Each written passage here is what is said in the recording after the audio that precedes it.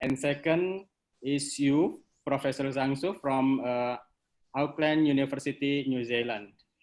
I would like to inform you, Professor, that the participants today are the students who have been selected from 200 students to be 75 participants today.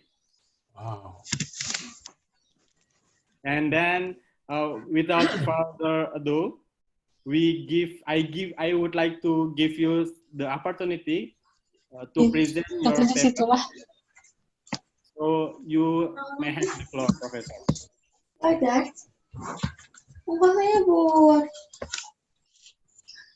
Okay, so shall I start? Yeah. Okay, yeah. Hello, hello, selamat siang. Selamat siang. Selamat siang, Pak. Selamat siang. On time, Professor. Yeah, okay. Well, very nice to meet you everyone in Bandung. I had been to Jakarta, but I have never been to Bandung yet. But I always hear Bandung is the best place in Indonesia because it is, elevated area. The temperature is nice, and that's why all the day the Orang Belanda people, they love living in Bandung. Yeah. Anyway, here in New Zealand it's winter now. Okay, unlike Northern Hemisphere, we are in winter, but Auckland winter is not too cold. Okay. Anyway, very nice to meet you, and I will share my document. So let me try to share my document. Okay.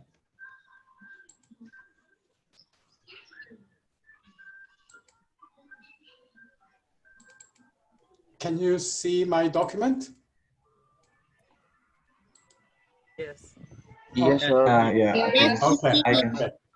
Okay. Thank you. Yeah. So, so the title of my talk today is actually China, Japan, Korea, and I put this word ressentiment, which is a French, but it means, English, it means resentment, of course. It's a hatred. And reconciliation. Because, as you know, China, Japan, Korea, there are three major countries in Northeast Asia.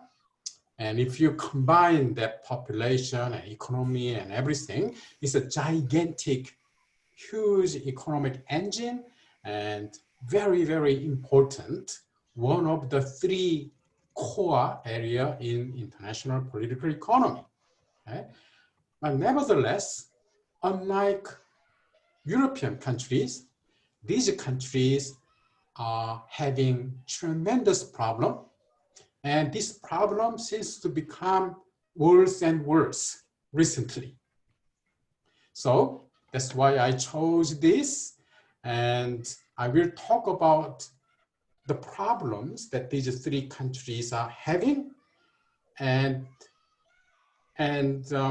how we can solve this problem. Of course, it is extremely difficult to solve this problem, but I will try to apply some philosophical concept to the solution.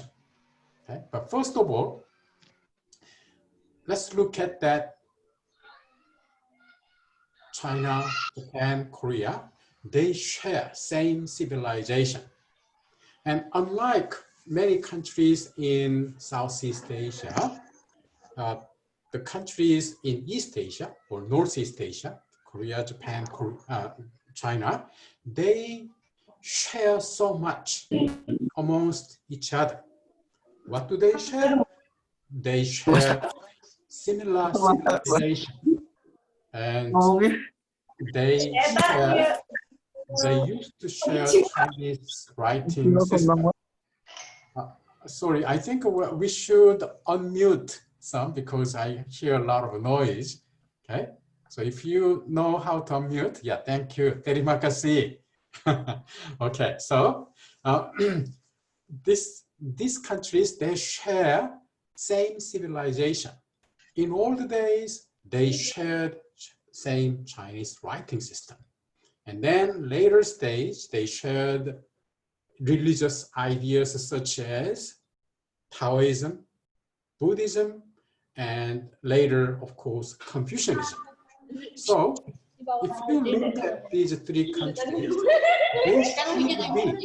they should be like Western Europe, where countries share so many things. Okay, but unfortunately, even though they share sampai tanggal the 15, same language, not terus language, tanggal but writing 18, 19, terus tanggal 27. I'm sorry, but I think still we need to mute because it's very noisy here. Okay, so yeah, thank you. Okay, so as I say, even if these three countries, they share so much amongst themselves, they are having tremendous problem. Okay, and this problem seems to become bigger and bigger, almost day by day recently. So that's why I want to pay attention to this. Of course, the root cause of this recent problem is because of relatively recent history. And as you all know, that Korea was colonized by Japan, and also part of China is in Northeast China. And once upon a time, you know, China was occupied by Japan before the Second World War. Okay, so that's why Chinese have very bad negative memories of Japan, and so the Koreans. Okay.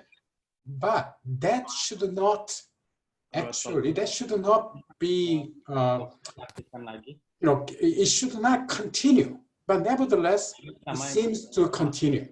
And now this picture here, this was a Japanese painter painted right after First Sino-Japanese War. Okay, and that was the first big war in 20th century, in 1894, 1895, Japan and China clashed and they had a war. And for Japan, this was one of the first major war that it fought to become an, you know, very strong, powerful imperial nation.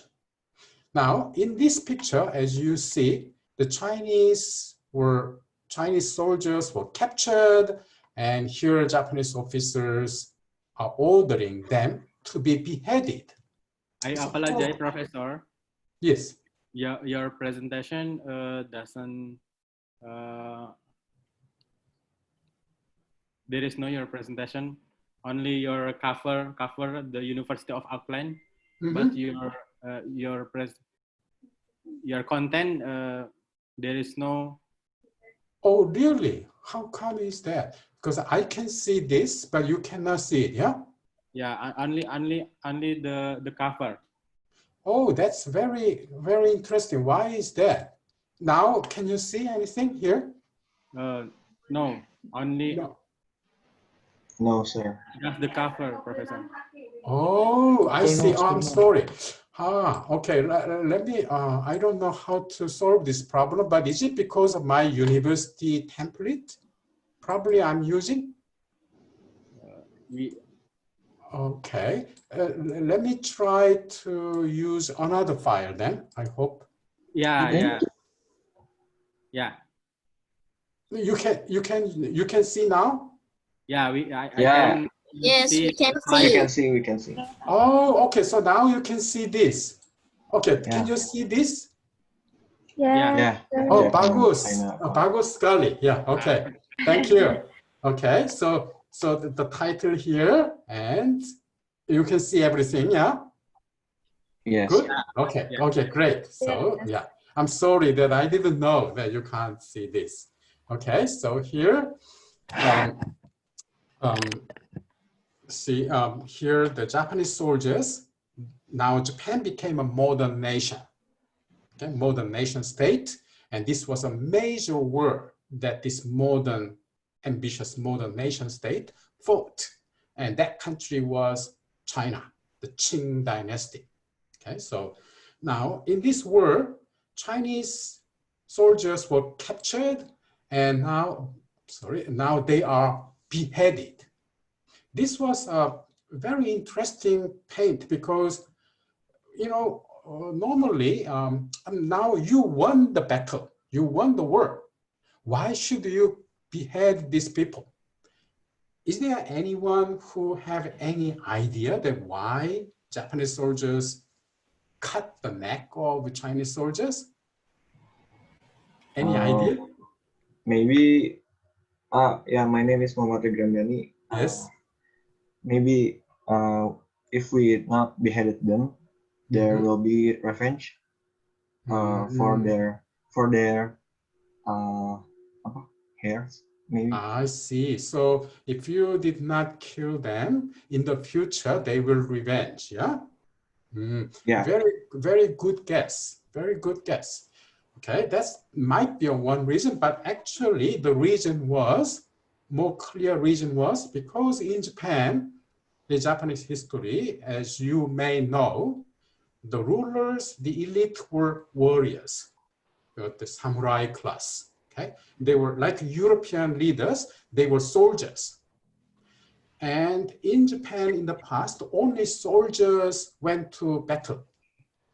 But now, no. Now everyone was mobilized to go to battle. Okay? So they are farmers. They're like people from kampung. Okay? So the kampung people, they don't know how to, they never fought. Okay? So they are training these ordinary Japanese to become dear soldier. Very brutal way of training. Okay. Okay. So next here, in this the picture, this was in 1937, in the beginning of the nearly very soon the Second World War will begin, and in this newspaper it says it's a competition. Okay, and how many neck can you cut? Okay, so this it says this officer cut 106, another one 105. Okay, so this was a very brutal way of training ordinary people to become soldiers. Okay, and battle was always, in a sense, a training for Japanese. And now, actually, this was in Singapore. Okay, when Japan occupied Singapore, they are Sikh soldiers. The Sikhs were helping British. Okay? The British had Sikh soldiers from India, and they are known to be very brave soldiers. And now they were all captured, and now Japanese soldiers are practicing their shooting.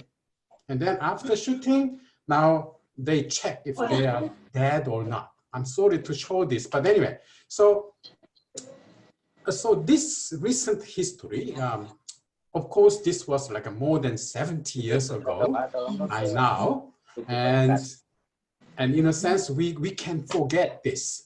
But these kind of things are coming again and again and again to the memory. And actually, many politicians, both in Japan and China and Korea, unfortunately, there are people who want to use this historical memory for their own, interest. Okay, but anyway, we can't say this is someone's fault. It's very difficult to say because because this is a historical fact, and the fact can be used or exaggerated by anyone, and that's why this is a very unfortunate situation. But anyway, if any group commit atrocities in collective level to another group, it's very hard to forget, okay? And the only way to manage it is managing the anger, okay? But managing anger is not easy because there are always some groups who want to utilize this whenever there is a need, okay? So that's why reconciliation is very, very difficult. So we will think about how can we make people reconcile each other, and also how can we understand this resentment of one group against another group, and how can we mitigate this? That is what I want to talk today. Okay? So let's first look at Japan and Korea. And the conflict between Korea and Japan and China and Japan always, in general, tend to happen around interpretation of history. Very interesting, the interpretation of history. And here, as you know, in the last 20 years in Japan, the rightism increased, okay? And the reason why rightism was increasing in Japan is actually because of many reasons, but first of all, Japan is a very rapidly aging country. People are getting very old, and Japan used to be the second largest economy in the world about some 15, 20 years ago. But 15 years ago, China exceeded Japan, and now China is the second largest, and Japan is third largest. But the gap between China and Japan is continuously growing. So imagine if your country, people are getting older and older, and relative economic and military power is growing between you and other country, you should feel threatened, okay? So that's why in Japan, as a matter of fact, people worry about their future, just like anyone else, but especially Japan, okay? And then, you know, then the rightism is growing, which is very unfortunate. By the way, rightism is growing in many countries, including US, as you know. You know, Donald Trump is a very, very bad example of that. Anyway, here last year, about this time last year in Seoul, in the supermarket, where they used to have a Japanese products, it's all gone. And he says, we do not sell Japanese goods, okay? Because the conflict between Japan and South Korea becomes so bad, now South Koreans decided not to buy anything from Japan, okay? Which is very sad, okay? So here it says, we don't deal the Japanese goods, and South Koreans don't go to Japan to travel, and which is also very, very sad and also very, very bad, okay? But at the same time, in South Korea, this old memory of the wartime atrocity is reviving, okay? So this, you may have seen this, but this is a symbol of so-called sex slaves that Japanese military used. Okay, there is some controversy, but it was certain things were fact. Okay, but anyway, so people, instead of forgetting these atrocities as time passes, on the contrary, they remember it even more, and they bring it up again and again, and that really aggravates the situation as well. And these old ladies, the survivors of sex slaves, which is very sad, and they come to in front of Japanese embassy in Seoul, and then they demonstrate every Wednesday. Okay, actually some of them already have passed away because they are very old. Okay, and also the Koreans, angry Koreans, they burn, they show their anger against Japan by burning here Mr. Shinzo Abe's portrait. Now, let's go to China.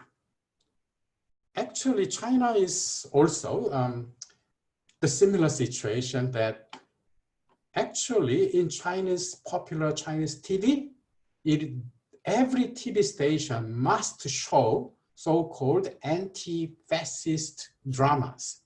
Now that fascists are Japanese. Okay, so every single day they will show the anti-Japan dramas like this. Okay, and sometimes these dramas are very much, of course, exaggerated, and and even though China lost in battle, the brilliant Chinese killed 100 or 200 Japanese soldiers, which may not be true. Right? So this kind of drama is shown every day to people. Then what will come to people's mind? People learn that Japanese are bad, Japanese are negative, and so on and so on, and which is not a very healthy way of educating people. But very unfortunately, this is happening, okay?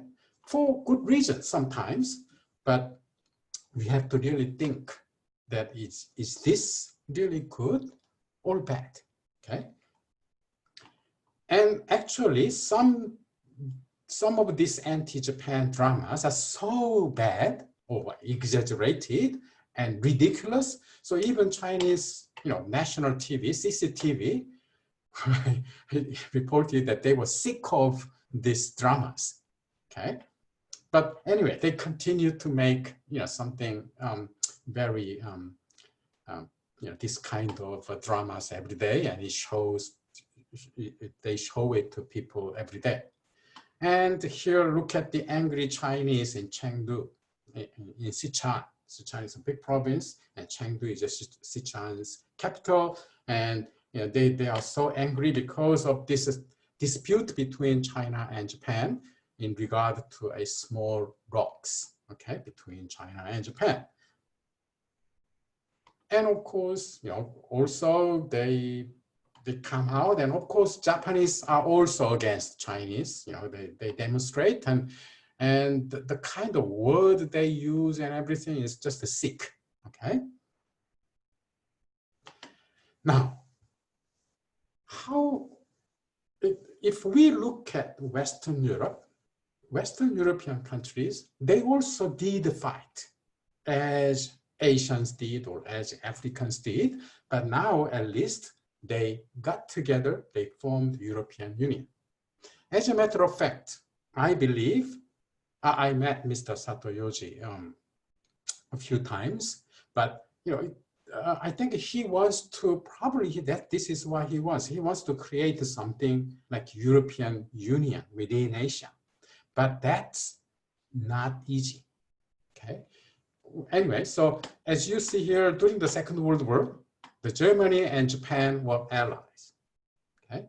And but what happened in Germany after the war, we all know. But I want to bring this up again. How Europeans were different from Asians in this regard. So this is 1970 in Warsaw in Poland. Okay? And as you know, this is a German word. Knifal. Knifal is manufacture. So the German Chancellor Willy Brandt, when he visited Poland in 1970 December, it was not planned. Okay, he and people were moving, and then suddenly, this was an old Jewish ghetto in the center of Warsaw, and he suddenly visited this monument and suddenly knelt down And he didn't say anything, by the way. He seemed to be just sitting there for a while. Okay, and you see that all the journalists are looking at him. And now what happened here during the Second World War when Germany occupied Poland? That was here in Jewish ghetto, Jews were rebelling. And Germans brutally killed those Jews. Okay, so that's why this monument is here. And Chancellor Mr. Willy Brandt, suddenly, without any plan, he suddenly came here because this was a December. You see some snow melt, and then he knelt down. Didn't say anything, okay? But what happened afterward? This is what happened. Germans in Germany, they learned about it, and a lot of Germans were very angry. How come our chancellor could do this, kneeling down at Jewish monument, and that was many Germans didn't like it. So this is the famous, very popular German magazine, Der Spiegel, did a survey at that time, and 48% of all Western Germans thought the Willy Brandt was bad. It was too much. 41% said it was okay. Okay? But 11% had no opinion. Okay? So this was the survey right after this so-called Kniefall or genuflection happened. Then, of course, the opposition party, politicians, were all against Willy Brandt, and they criticized him, they attacked him. Okay? So, in 1972 April, in the election, the party to which Willy Brandt belonged were almost lost, okay, because Germans were very angry about Willy Brandt.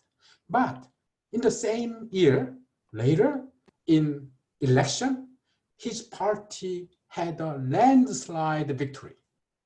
Very interesting. In a very short time, the German public opinion changed. We should look at this. Why Germans suddenly voted for Willy Brandt, who was so much criticized by other Germans. Now, here is a secret in my mind. And what was the secret? How was it possible, the Kniefall, his kneeling down?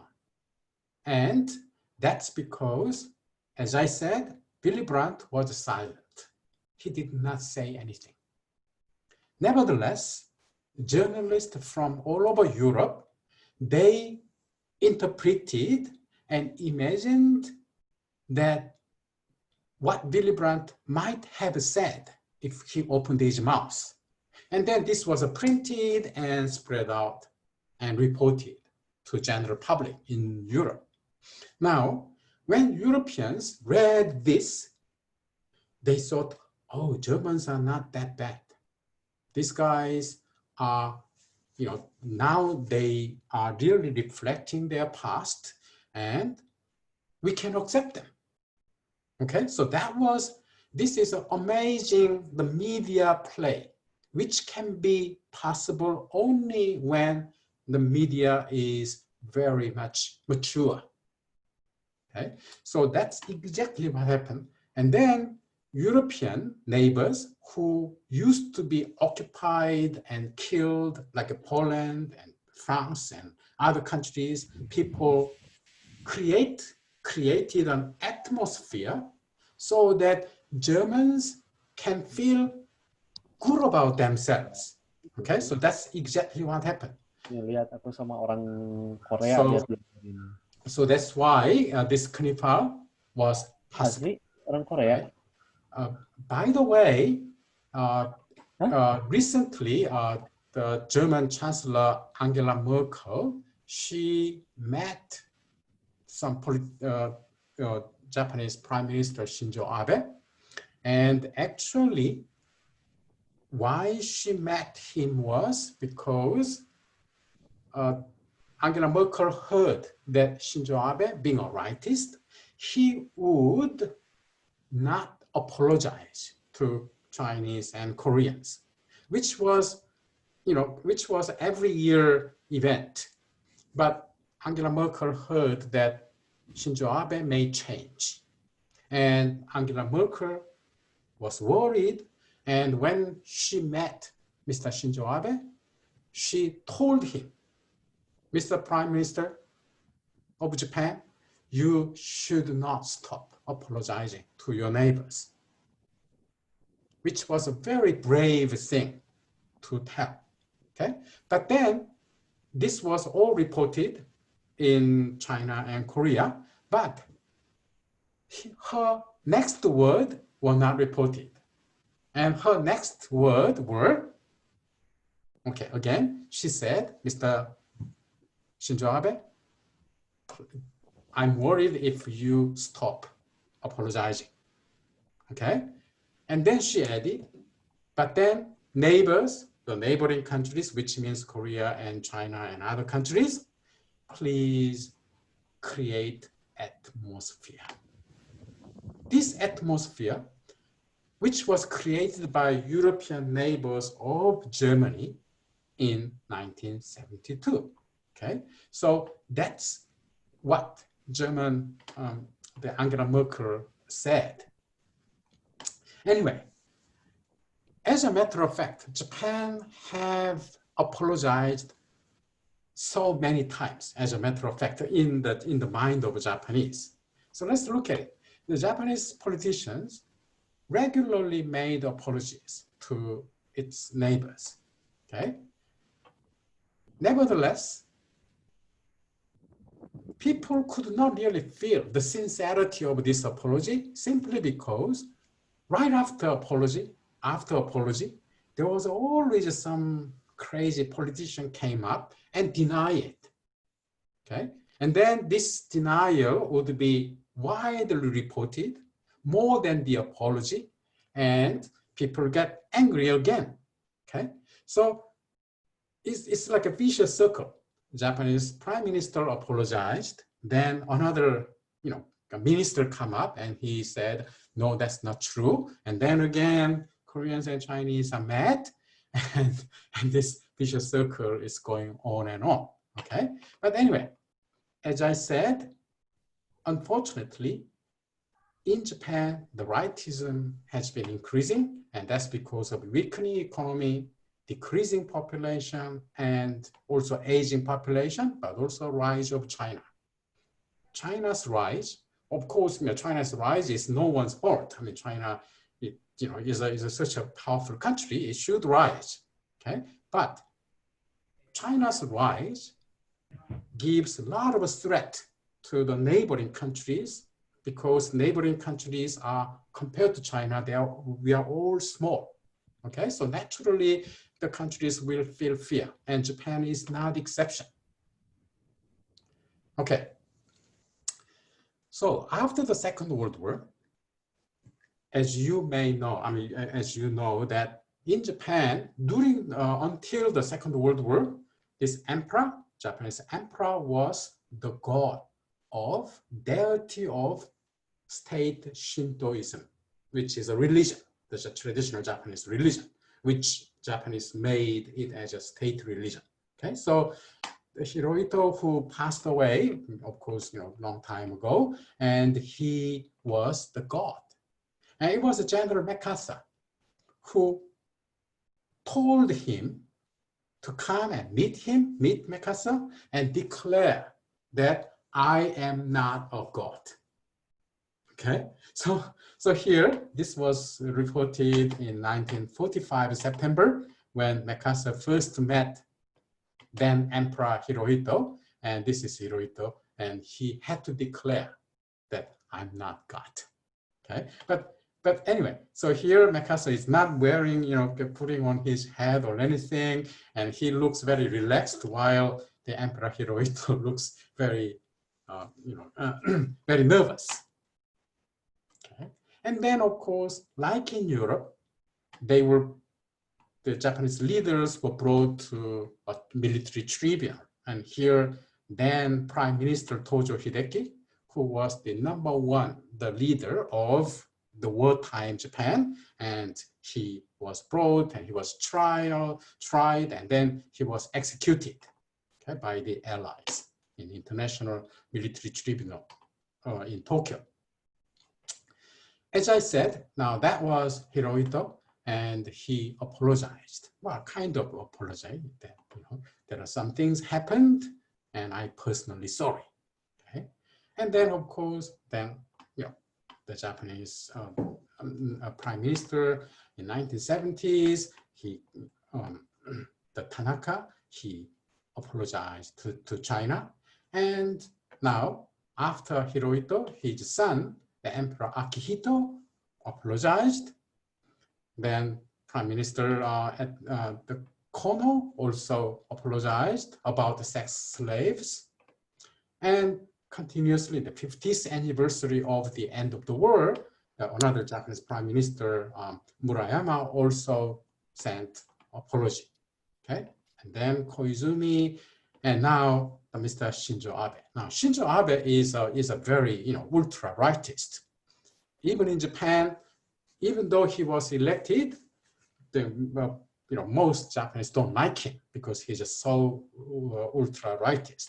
But anyway, this prime minister was the one that German Chancellor Angela Merkel met and warned him, please keep apologize. Don't stop it, because she heard that this gentleman may not apologize, which will provoke anger, you know, in China and Korea and, you know, in Asia.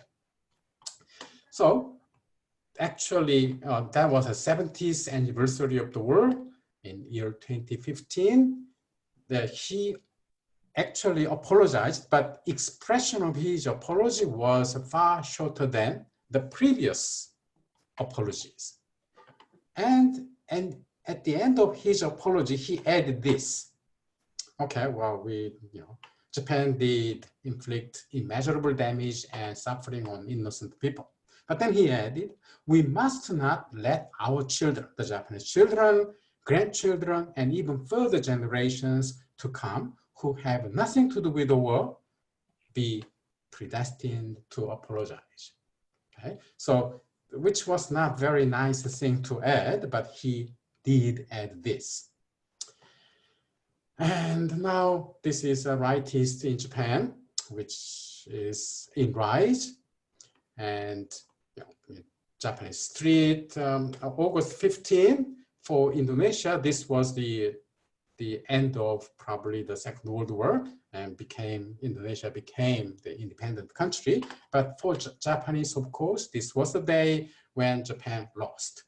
Okay, and the rightists come to the street and they try to beautify their past history. Now, Koreans are still grappling with ghost of old Japan, which is also very sad. This was more than 70 years ago. Why until today people and the country or nation should fight with that ghost? Okay? And that's also a very sad thing, even though it's not the fault of anyone, but you know, if it comes to North Korea, it's even worse, because North Koreans have two enemies. North Korea is very, it's a sad country in a sense. It was built on hatred of other countries. And the number one enemy for North Korea is Japan, and of course, US. Okay? Because during the Korean War, the North Korea tried to unify South Korea to North Korea, but then because of American intervention, they could not achieve that dream. So even today, the North Koreans hate Americans so much. So both in this North Korean poster, you see the Japanese are killed and Americans are squeezed. Okay, and I found this poster that this is North Korean poster. Then, so if North Koreans hate Japanese and Americans, who is worse between them? They even have a poster. This poster says actually on here, scale, Japanese and American, it's the same weight. And it says they are same. They are bad in the same way. And if you know that North Korean commandos, they kidnapped some Japanese citizens, and which is really bad. And so this gives us a question. Can a nation be built on the foundation of resentment and hatred? That's a question. Beautiful countries like Indonesia was built not on hatred, but the beautiful motto of Bhinneka Tunggal Ika. Okay, so the unity in diversity. I like it very much. Indonesian, the national motto is really, really beautiful because Indonesia is just such a diverse country and trying to reach the agreement and unity among people. So I wish the other countries would have similar beautiful motto instead of hatred. Okay? By the way, this beautiful European city is called Riga. This is the capital of Latvia, where I used to live before I came here to New Zealand. And as you see, this is a really beautiful city. And look at the street. It's very nice. Now, this is flag of Latvia. Look at this flag. What does it look like? It's similar to Indonesian flag, yeah? But anyway, I saw this every day, but one day I learned what this meant. Believe or not, this is blood. The Latvian hero was fighting either Germans or Swedish or whatever the enemies in a castle, and eventually he was killed during the battle. When he was killed, his friends wrapped his body with linen, with white clothes. And after the battle, they carried his body. And then when they opened these clothes, this was what happened. Okay, so his blood, and then here no blood, and then blood. And they made it as a flag. When I learned this, I shivered because it's such a beautiful country, has this kind of flag. Later, when I went to Austria, this is their flag. And I asked people, what does it mean? I was surprised. Exactly the same story. The Austrian hero was fighting, and then after the battle, actually this is like a blood, and this was his belt. His belt was here, okay? And then, so in belt, no blood, and then blood, okay? So, many nation states are built upon blood, okay? But nevertheless, this is not too bad. Why? Because what these flags are telling us is the people are appreciating their own hero, okay? It's not hatred of enemy per se. So I think this is a much better than hatred. Okay, appreciating their own. But anyway, nation state, as we know, nation states were built very artificial way. Indonesia is one of the example, but most nation states are very much, artificial, the entity. And now the people invent many stories and myths and legend about the nation, and then they become more and more a nation state.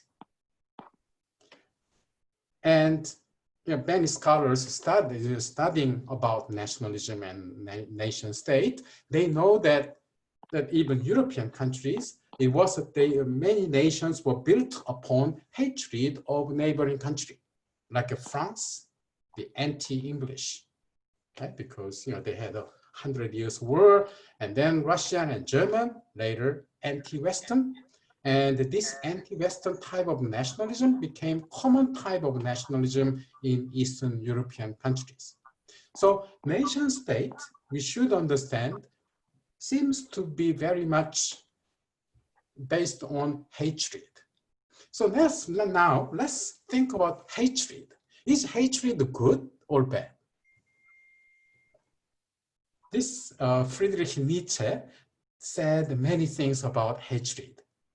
Okay, and he said there are two kinds of human beings: the master, the heroic human, versus slaves human. Okay, and it is slaves who always have hatred in them. Okay, the master, the heroic human being, do not have that kind of sentiment, he said.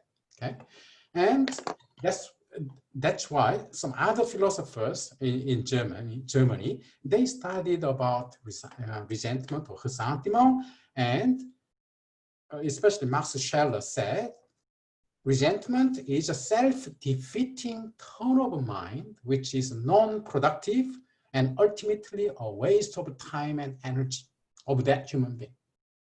And actually, if we hate someone or something, the losers are not the object of hatred or the person who is hated, but it is the hater. It is bad for the hater. Okay, so that's what he said. Sustained hatred, it hurts the person who hates far more than the person who are hated. And hatred enslaves the hater by preventing his or her emotional growth from progressing beyond the sense of pain. Okay? So that's a beautiful thing to learn about hatred. So hatred, we all know hatred cannot be good for the person. Okay, so very unfortunately, however, in human society, we tend to learn how to hate, especially nation state. We learn, nation state tend to teach us to hate someone, to hate something, someone, some other country. Okay, and I think we should reject that hatred because it is not good for us. It is bad for us. Okay, if we want to really win in the battle or win the heart of other country, we should not hate them. Okay, so is reconciliation ever possible? As I said, the Germany and apology, which was interpreted as apology. As I said, Willy Brandt didn't say anything. He was just kneeling down. But other Europeans and journalists interpreted that as an apology. And now everyone said the Germans apologized, while Japanese didn't. Okay, so this is the big public discourse. But more importantly, as I said, the reason why Germans could apologize, that's because neighboring countries also created an environment of reconciliation. Very mature, mature heart, the European neighbors, they were ready to forgive Germans, and Germans were ready to be forgiven and ready to apologize, which is a beautiful thing. Okay, but this, I'm not sure if this will be ever possible in Asia. So Japan, China, Korea, do we have any future? Well, as I said, it doesn't seem to have there is a future, but at least there are many positive signs, especially among young people. So this was a few years ago, ice skating competition. Actually, this Korean lady, she fell and she lost. But then her competitor, the Japanese lady, came and she was encouraging her South Korean the match. Okay, and then of course military leaders always shake hands, but that doesn't mean anything. the real meaning is among the between Korea, Japan, and China, there has been very fast increase of student exchange. Okay, so this is in China, and there's a Japanese student, and there's a probably the American, Chinese American, or Korean American, whatever, and then now this is Korean girl. You know, they have studied together in China, and now they are graduating. Okay, so these young people, the number of young people studying in each other's country is a great hope for me, at least. Why do I feel hopeful? Because now this is Japanese girl, like a Hallyu. Well, I mean, I'm sure that in Indonesia you heard about this K-pop and things. The K-pop is very popular, and so naturally, you know, many Asian students or even my students here in New Zealand, they love K-pop and they go to Korea. So the Japanese girls come and they learn Korean language and culture and so on. And so, you know, they have a pure heart. They are ready to become friends with the Koreans and Chinese, whoever they meet. So this is a very positive sign. And in China, both the number of Japanese and Koreans are increasing in China in the last 20 years, actually 30 years. Actually, there is more than 1 million South Koreans are living in China. And that happened only in the last 20 years, which is amazing. Okay? And of course, many Japanese, they are studying in China, they're traveling, they are doing business in China, and so on. Okay? And the number is increasing. Okay? And which is really, you know, positive sign. International students, by the way, now China has risen as a nearly #1 destination for international students, exceeding America very recently. Okay, there are 63,000 by now, you know, maybe 70,000 South Korean students are studying in China. They are studying Chinese language, literature, you know, even engineering and medicine, and so on and so on. So there are many the South Korean students in China. In South Korea, there are many Chinese students and Japanese students, and of course some Indonesian students, and so on. So within Asia, in the last 20 years, there was a huge increase of popular exchange. Okay. Now, this is one of the most beautiful things that I discovered was in year 2014, this was in Beijing. And that was a time that China and Japan were in conflict because of this island. So, you know, there was a very tense atmosphere, and there were demonstrations both in Japan and China. But this brave young Japanese boy in Beijing, he came up with this, which is like hug, you know, free hug, okay? And he said, you know, I will give you a free hug. And then this Chinese man, he responded to him, and he came and hugged him. Young people can be brilliant, they are brave, they have a pure heart, and for them, they are the only hope that we can rely on for the future of this, you know, the hatred-ridden recent history. And also same thing, that many South Koreans and Japanese, they come and they form groups to work together for cultural exchange and so on and so on. So here, Koreans and Japanese, you know, that's a Korea-Japan festival in Osaka, and they participate in the street festivals, and they promote friendship amongst themselves. Okay. Another thing, I'm sure that this would be true, also true for many Indonesian young people, that because of the aging society of Japan, now Japanese companies need a lot of workforce to be imported from other countries.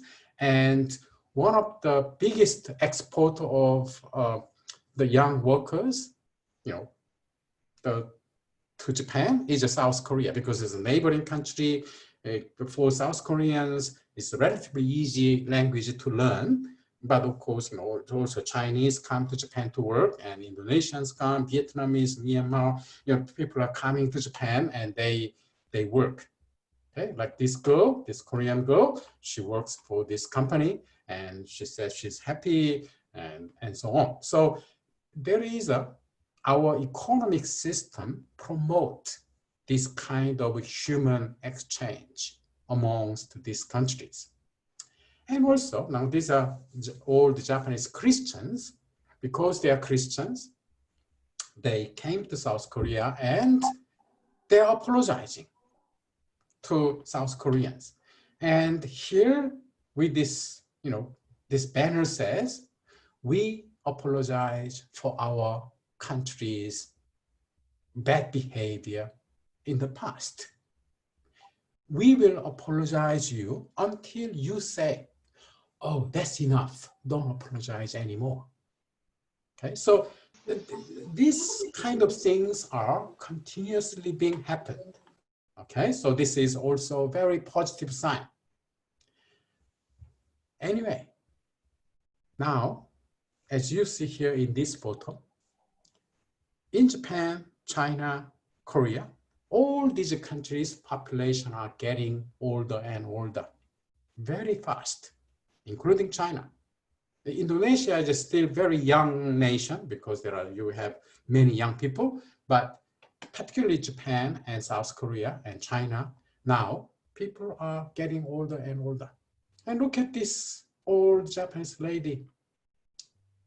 What is good for other people to hate her? All these old people hate her against each other. Okay, so here comes my conclusive remarks.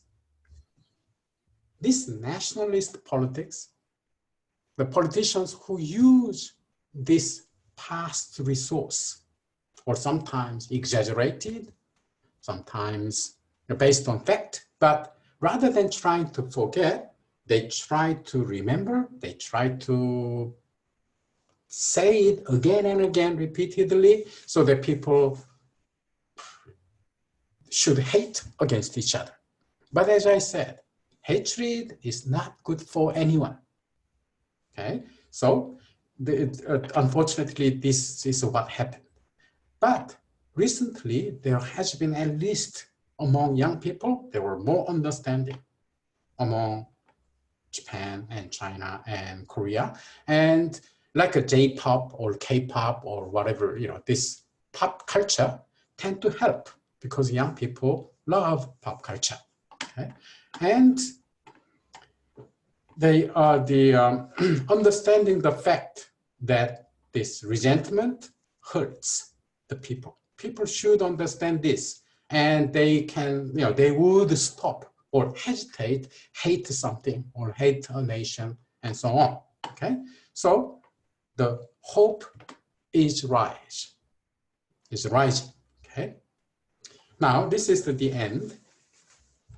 Going back to Nietzsche again.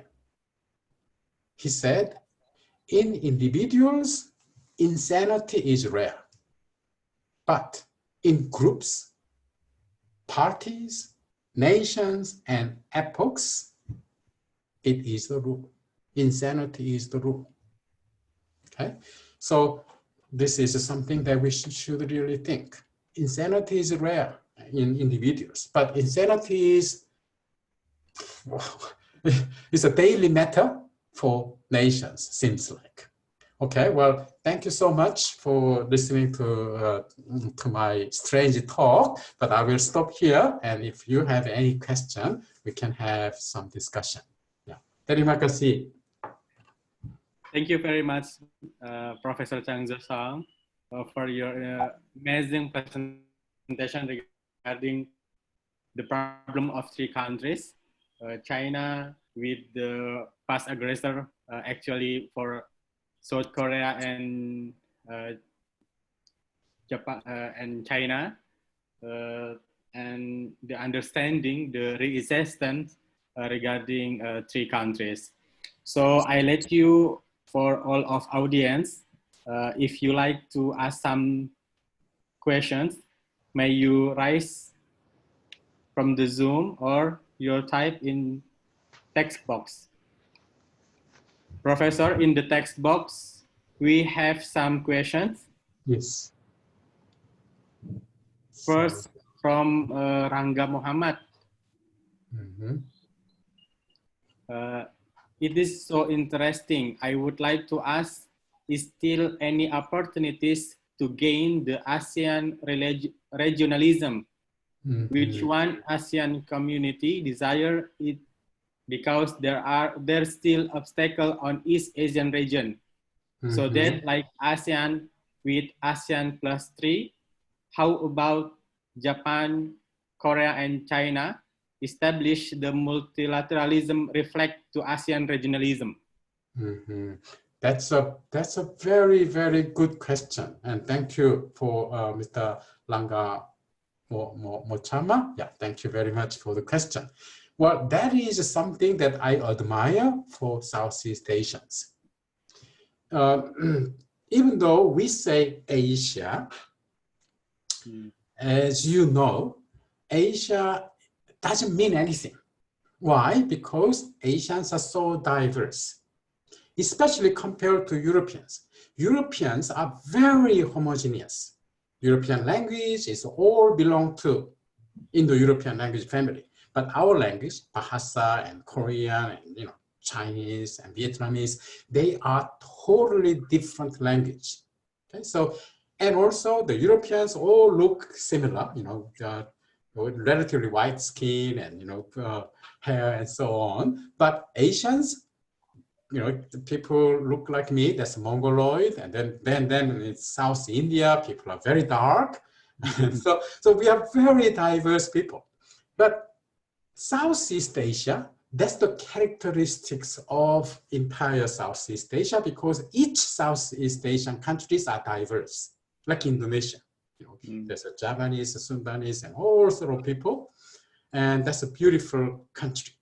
And same in Malaysia, there are Malaysians and Chinese and Indians and so on, and natives and so on. And then also countries like Thailand and Cambodia, Myanmar, they're all extremely diverse.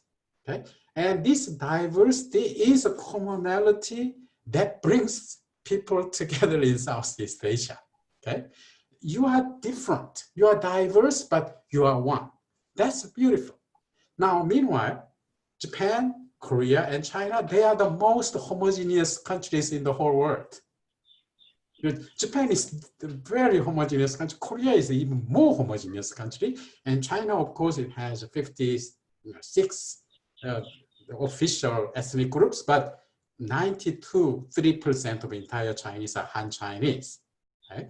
So it is a very homogeneous country. But these homogeneous nations, they cannot gather together. While diverse nations like Indonesia and Malaysia and Philippines and Thailand and Singapore, you guys are able to gather together and create a common community. That's what I envy and I respect, especially Indonesia. Indonesia is the most diverse nation within South Asia.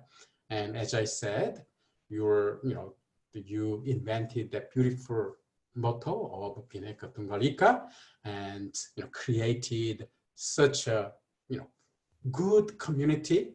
Of course, you have a lot of challenges and problems. I don't deny it, but at least that idea of creating unity within diversity is most beautiful thing. I am more pessimistic about Northeast Asia, Japan and China, Korea, because the Southeast Asian countries are more or less similar to each other in size. Oh, of course, Indonesia is a giant, and Singapore is a tiny little country. But Vietnam is relatively good size, and Thailand is good size. But look at China, Korea, Japan, and China is the gigantic country in the whole world in terms of population and land mass, while South Korea is quite small. Okay, so it's more difficult to get together. Okay, which is very sad. But that doesn't mean that we should not imagine, we should not dream of bringing these people together. I hope countries like Indonesia or other Southeast Asian ASEAN group can lead us to come together with the Southeast Asians. Okay, yeah, thank you. Thank you. The second question, Professor, from Ferdian Shah from Department of Public Administration. I'm following the relationship between Japan and South Korea, where since 2019 there has been a trade war between the two countries. Then what are the opportunities and challenges for people in other ASEAN countries in responding to this in relation to its influence in the economic sector? I see. Oh, that's a brilliant question. Very smart question.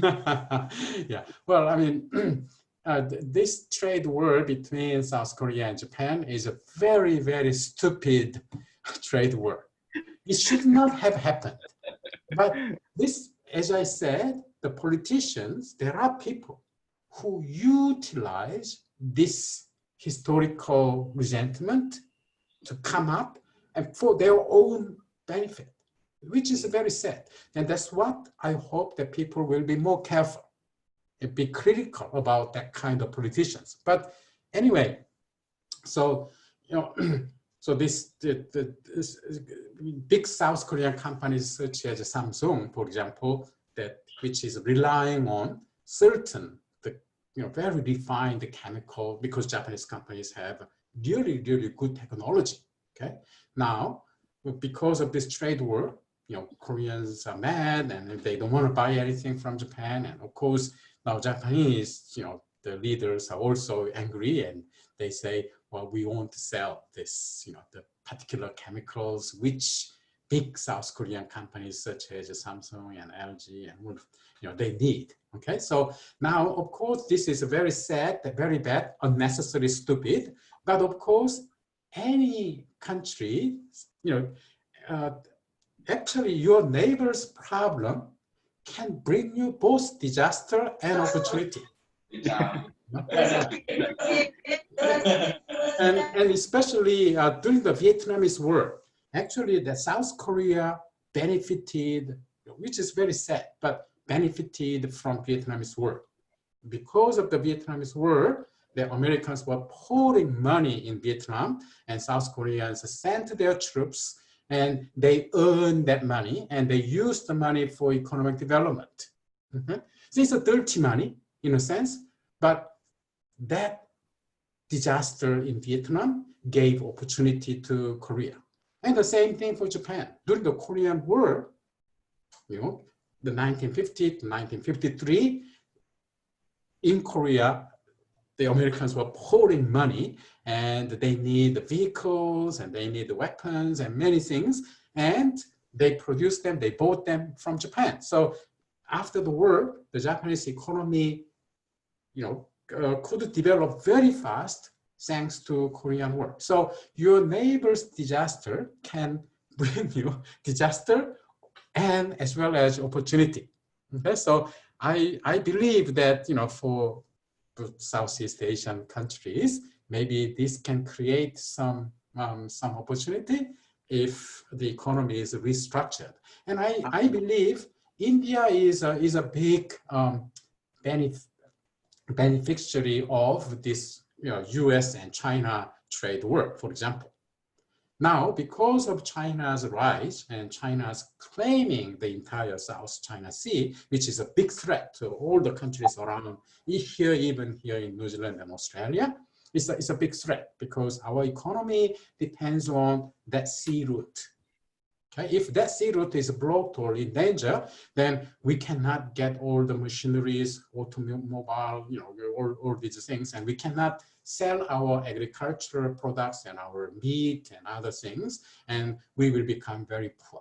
Okay, so this kind of situation now, both Japan and South Korea and many European countries, they want to invest in India, to make India like China today, and so that India can balance China. So in a sense, India is benefiting. And I'm sure that to a certain degree, Indonesia and other Southeast Asian countries can benefit from this trade war. Okay, Professor, there is so many questions. Oh, I'm sorry. Yeah. So I invite our audience to ask to the point to you, Mr. Regi Ramadan. May you ask the question? Yeah. Mr. Changzoo. Yes. Yeah. Are you believe if America is the culprit of our problem, since like China is rising its growth of economy, and America feels like, oh, I don't like Chinese people or China, because America feel like I'm the peacekeeper of the world, and are you believe if the China, Japanese, and Korea have been united? Right, against America? Yeah. Oh, I see. Well, yeah. I mean, it's a difficult question, a very interesting question, very imaginative question. But first of all, look at Japan. That Japan is a very strong ally with U.S. Okay, and why Japan is ally with U.S.? Because, as we know, that after the Second World War, the Americans stopped Japan from rearming, having military and so on. And instead, Americans offered defense, security for Japan. So Japan, for a while, was happy, but then, of course, now Japan, no one in this world trusts Donald Trump. Okay, so which is also sad, because Americans did a good job right after the war. As you know that the Americans redesigned the world because it was a dictator, and that design was not bad, and that's why so far until now we really didn't have another global war. Okay, remember, until the First World War, if your country was defeated, then what happened?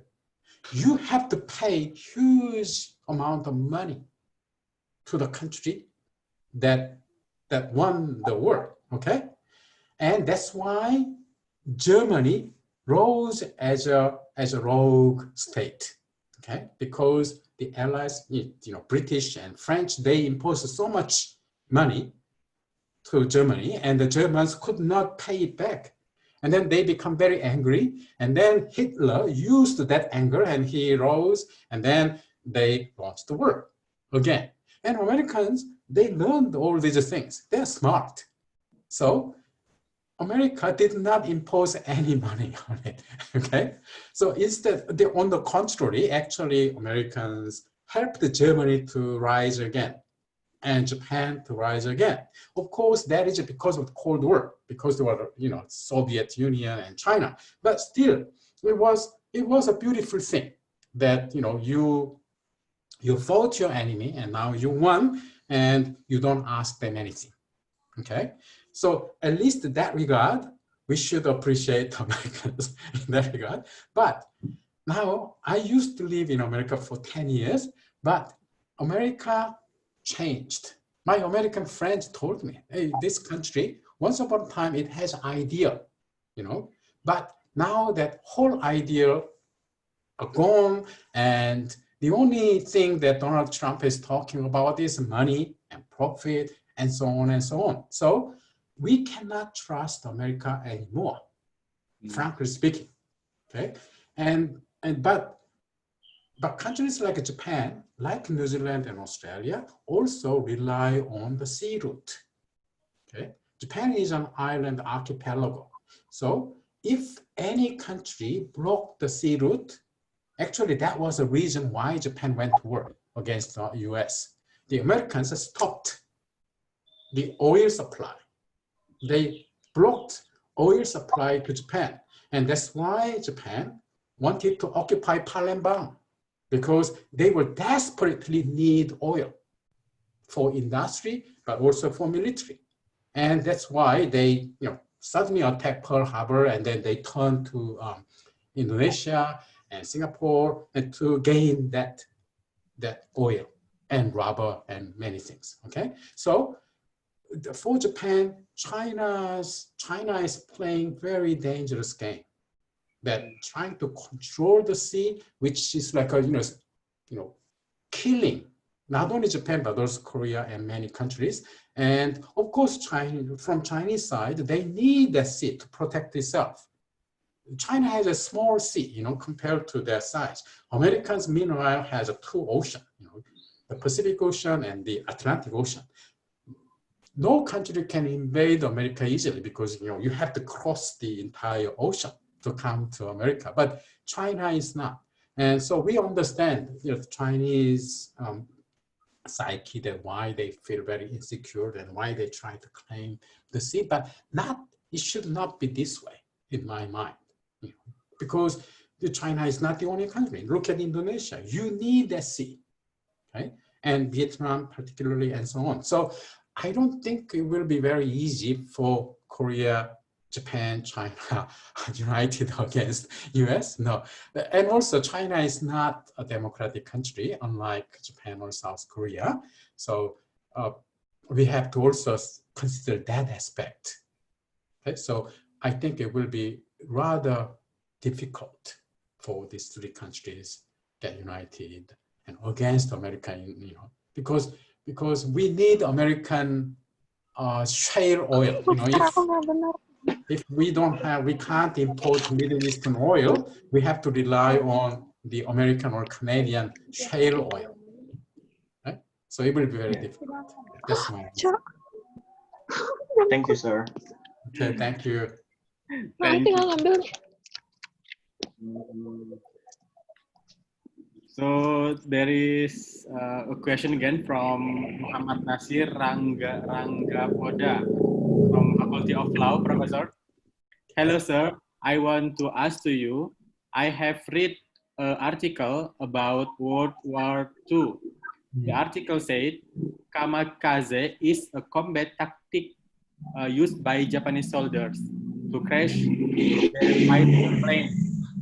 The question is, why did Japanese army die before the war?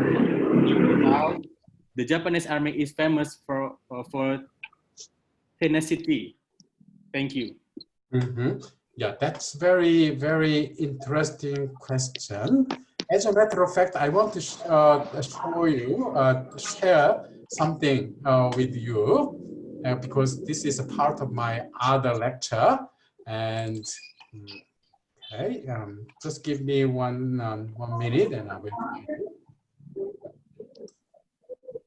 Okay, let me see.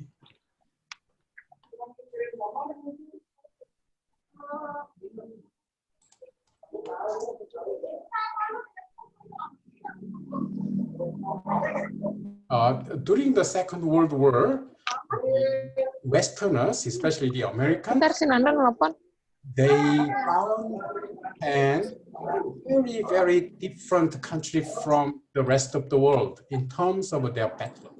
Okay, so that's why we need to and so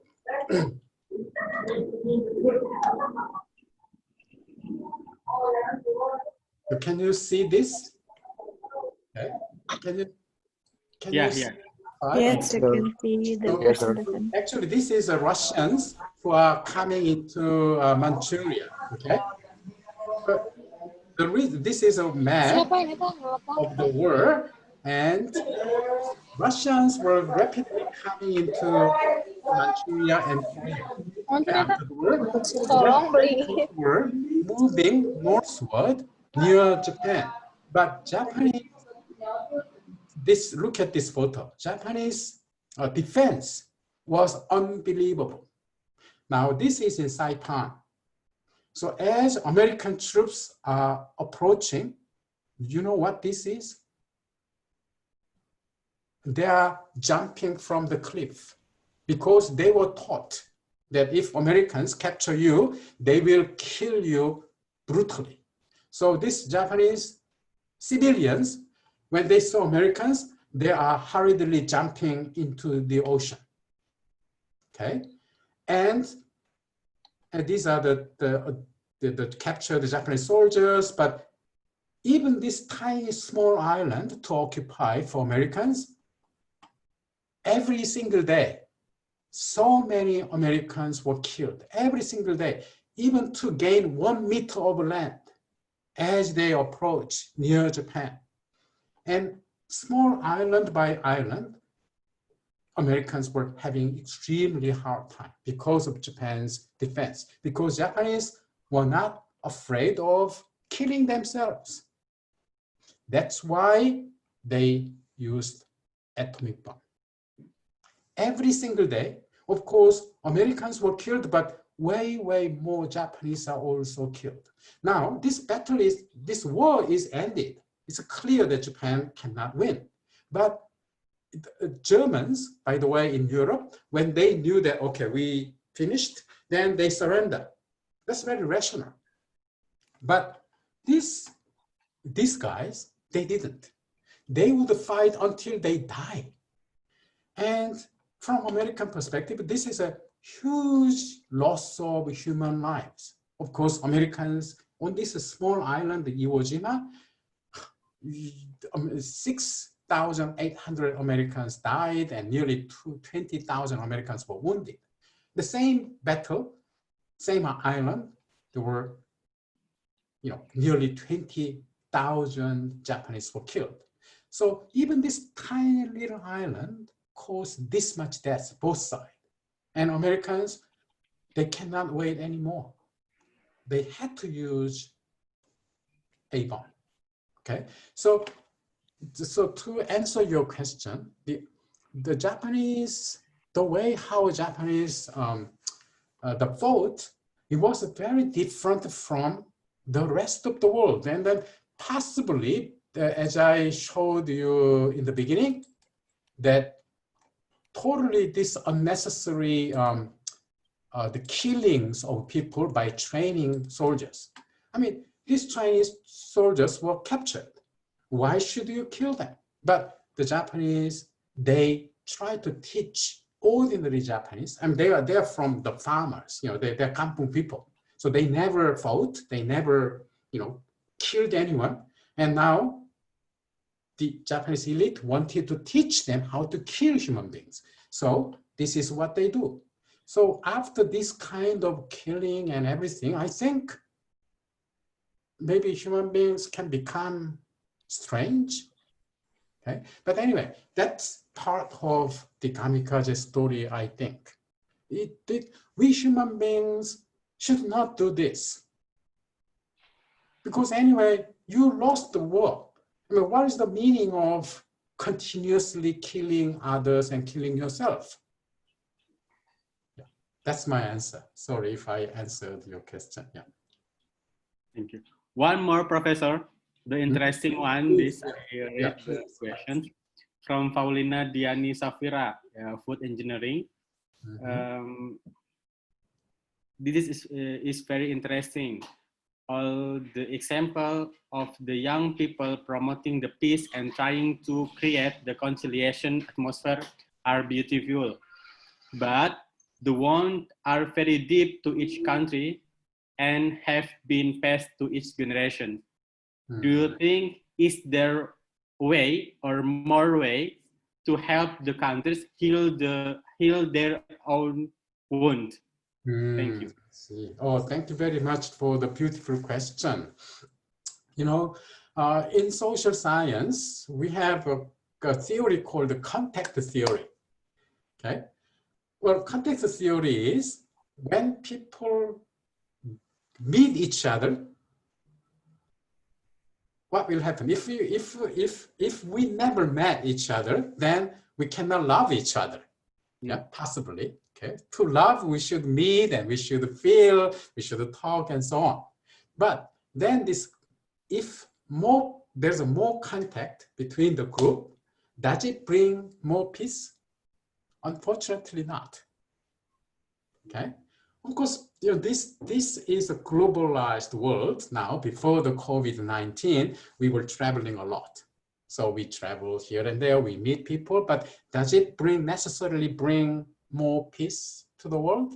Unfortunately not. Some rare cases, as people meet each other more, they tend to fight even more.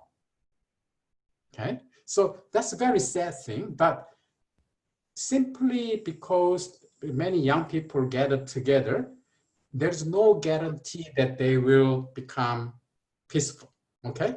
But nevertheless, that's what we should try. We should go and meet. We should feel, we should talk, we should, we should discuss, we should argue, and eventually we can have a peace, okay? Peace is not a very easy way to reach. It is, we as a human being, we should understand and we should try to love each other. We don't need to love each other, but at least we should realize that we should live together on this planet. Okay, so once we realize this, that we should live together on this planet, then that can be a beautiful start of living together. And living together will promote understanding each other. Sorry, I'm not sure if I answered your question well. Okay, thank you. One more interesting one, Professor, from Department of Biology, Rania Husnul. How about your opinion? In some cases, there are still parents that really strict to their old culture or just strict to their old mindset, so they difficult to tolerance to other culture. I mean, not just for tolerance. Not just for tolerance other countries' culture, but to understand new culture or new life habits. So, such as in my hometown, there are some parents not allowing their children go to school, instead ordering their children to get a job in company. How to overcome that, sir? Thank you. I see. Well, so this question is about tolerance, yeah? Yeah. Yeah. I mean, well, that's one of the most difficult questions in a sense, because the religion is supposed to make us feel more peaceful, but in history, well, sometimes it did, but sometimes it didn't. It played the opposite. Okay, the very religious people seem to be sometimes very intolerant people. Like in America South is called the Bible Belt. This all the southern state in America. There are so many churches, and which means they are very Christian. In Europe, meanwhile, when I was living there, you see church building, but no one goes to church. The Europeans lost their religion when? After the Second World War. During the Second World War, Europeans saw people committing atrocities against each other. So after the war, a lot of people, they lost faith. If God had alive, this could not have happened. Okay, so, but today, Europeans seems to be more tolerant than Americans, because in America, even though America has participated in the Second World War, the war did not happen in America. And that's why the churches survived in America.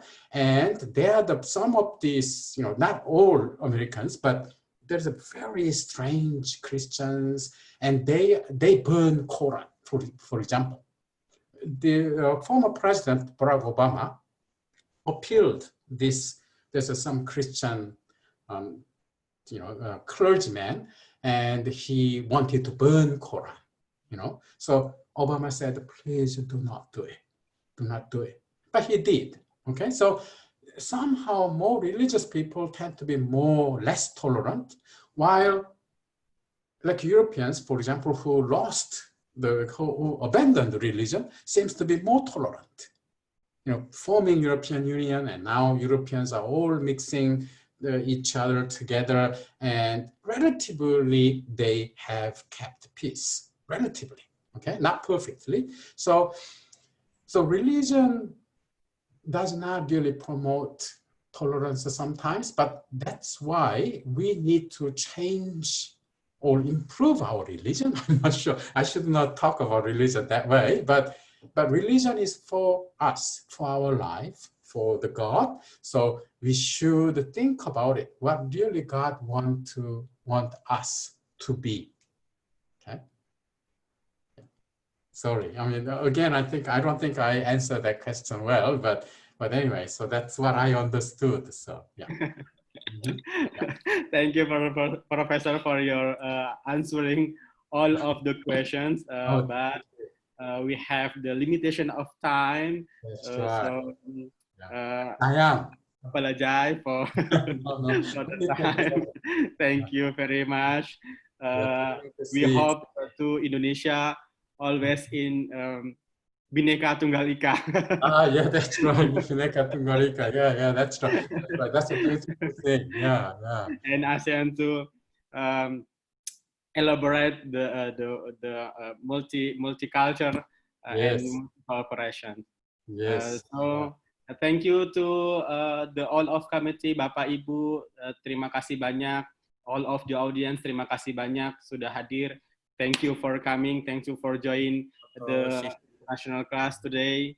Thank you, Professor. Thank you, Ibu Diani Rizda, representative of One Asia Japan Indonesia Foundation Indonesia. Thank you very much.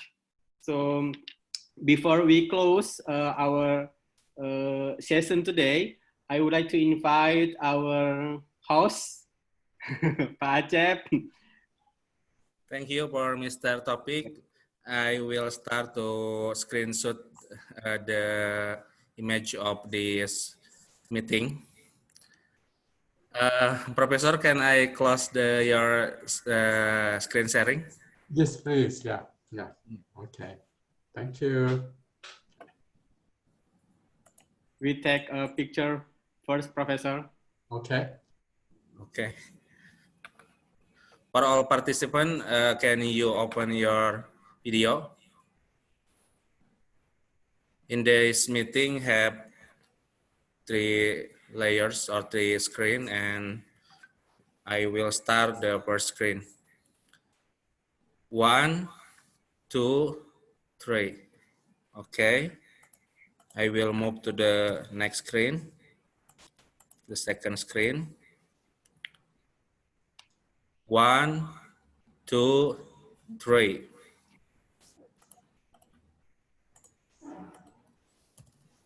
And the last screen.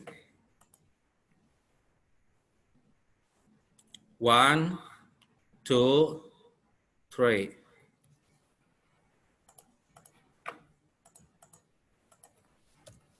Okay, thank you for your participation, and I will give back to Master of Ceremony, Mr. Thank you, Acep, for your screenshot for our Zoom today. So really, once again, I thank you for you all. Thank you, Professor. I apologize for the mistake or misunderstanding about between us. We apologize. Thank you. We hope we can cooperate with the next agenda again. Mr. Taufik, can I say something? Yes, please. Professor Chong Song actually can speak bahasa Indonesia, Japanese, Russian, many language. Sedikit saja. Sedikit saja.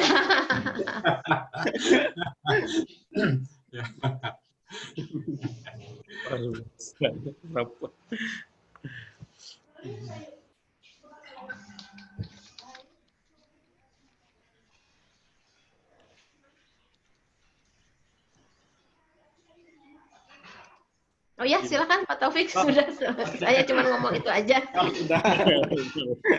Oke, baik. Terima kasih, Ibu. Thank you so much.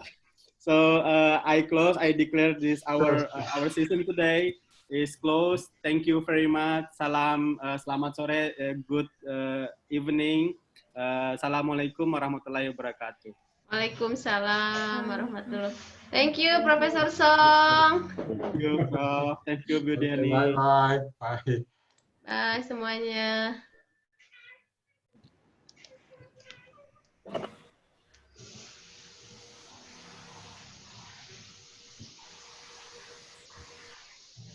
Alhamdulillah selesai ya, Pak Taufik. Selesai, Bu. Ya. Nanti besok lagi ya, Pak Acep ya. Besok ya. Oke. Ya, makasih ya. Assalamualaikum. Terima kasih, Bu Diani. Waalaikumsalam. Terima kasih, Bu.